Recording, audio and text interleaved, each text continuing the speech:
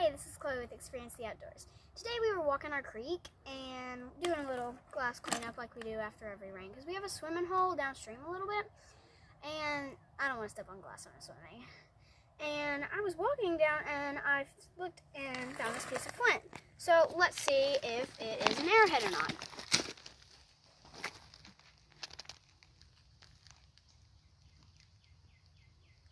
Okay, let's see what we got here.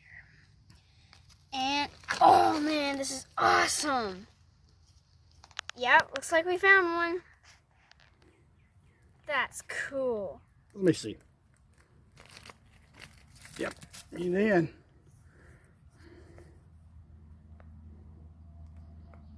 Not bad. Got a little damage to it on the bottom. A little piece broke off the bottom. Not bad though. That's cool.